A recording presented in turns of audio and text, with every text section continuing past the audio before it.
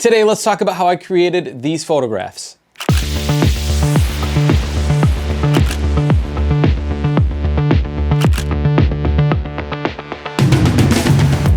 Long exposure photography. You ready for this one? Let's go. Okay, lights, camera, and action.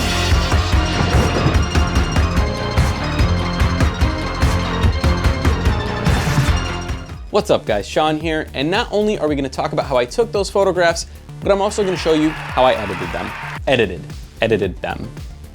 Okay, but before we do all that, all the gear that I use will be available in the links below, and if you choose to purchase from those links, it will help support this YouTube channel. And if you haven't yet, hit the like button and remember to subscribe so you see more videos. Just spit on myself. And remember to subscribe so you can get more videos just like this one. And with that out the way, let's dive into long exposure photography. First, what is it? Long exposure photography is when you turn your shutter down to a slower than usual number. For an example, you can turn your shutter down to 10 seconds, which means it's gonna take 10 seconds for your shutter to actually close and capture that image. And while that's happening, it's capturing more light.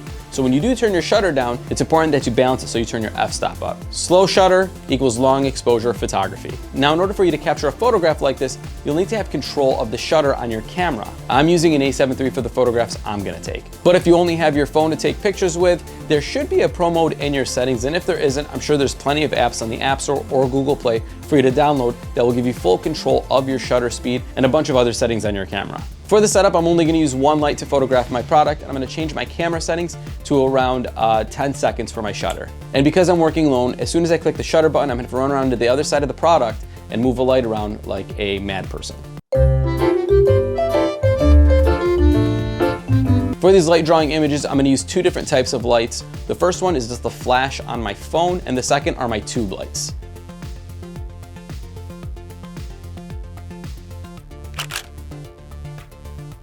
And for the second image, I'm gonna use my tube light set to one solid color.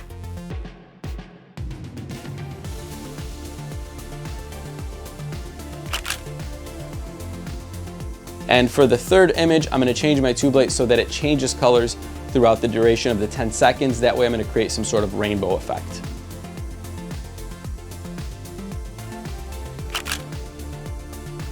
Now, an important note. When you're in the process of taking a long exposure photograph, it's important that the camera is extremely stable, it's not shaking, and it's on a solid surface. I recommend throwing it on a tripod or an area that's not gonna get any micro vibrations. So the product that is supposed to be the focus of the image can have no motion during a long exposure photograph. Because if you do, you'll end up with a blurry image. Think about if you're trying to take a picture of a group of friends on your phone and one of them decides to turn their head pretty quick.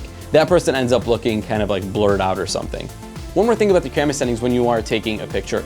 It's gonna take a second for you to get the image right. You might have to adjust your f-stop, you may have to adjust your ISO, just to make sure that your product is lit perfectly. This is gonna take some fine tuning and some practice. Don't stress out, you'll get it. Okay, and now that all three of my pictures are taken, I'm gonna put those on my computer and open up my weapon of choice when it comes to photo manipulation, Photoshop. All right, my images are now on my computer. I'm gonna grab the flashlight one first and drop it into Photoshop. That's gonna be the first project that I'm gonna start on. Once I'm in here, you can still see some of me walking by this area. To eliminate that, I'm just going to go ahead and crush the blacks. I want to work on the coloring here, so I'm going to zoom in, and I'm just going to try to work on getting this right.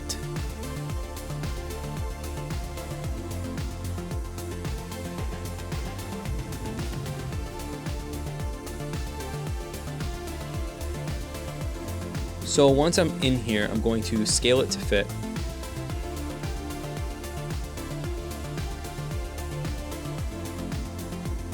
Now that I'm in here, I'm going to rasterize that layer.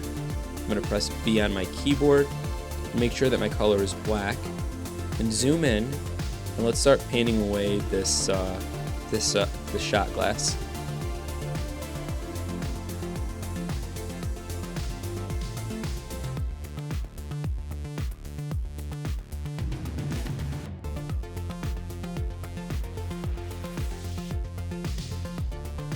Perfect, and now you have an image that was captured using long exposure with a flashlight just by going around the image and creating this effect. Now say that you want to do something that is a little bit more intricate. I'm going to grab the other one that I did with the tube light, and I'm going to drop that into Photoshop.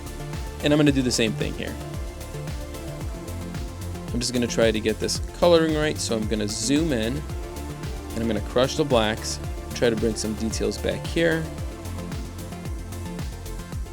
and work on this exposure just a tad.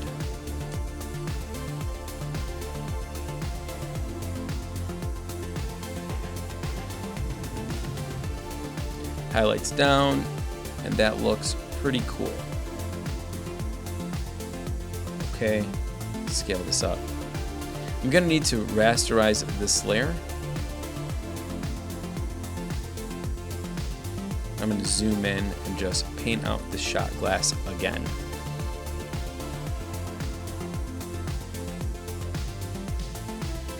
And now we have this. So I want to add another layer on top of this with, I don't know, flames or something. I already have the file saved on my computer. I'm going to go ahead and grab that. I'm going to drop it here, and I'm going to change the layer settings to screen. And now you have this shot.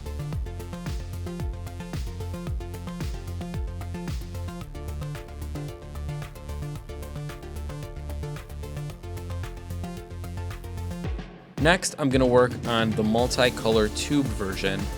I'm going to have that put into Photoshop, and let's edit this. The first thing I'm going to do is bring some color back into this because it looks a little faint. I'm going to crush the blacks, work on the shadows, highlights, contrast and vibrance, dehaze it a bit. I'm totally winging this.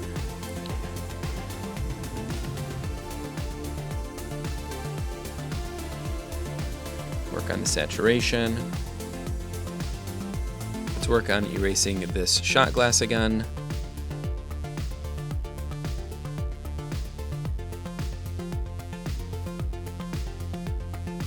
Okay. And now I want to add some particles to the top of this image. The particles are something I grabbed off the internet already.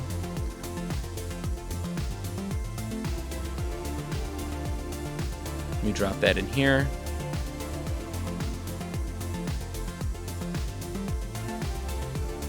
Change this layer type to lighten. Now I'm just going to position it to where I think it looks best. And this is where I'm at. Alright, so we just created 3 different versions of this bottle. One that has a little bit of a festival feel, the other looks a little bold, and the other looks nice, clean, and maybe a little bit elegant. Alright guys, that is it for this tutorial. I hope you guys found it helpful. If you know anybody that can benefit from it, be sure to share it with them. And if I left anything out that you guys want to know more about, or if there's anything specific that you guys want to learn about, drop a comment below and let me know. And I'll see you guys in the next one. Peace.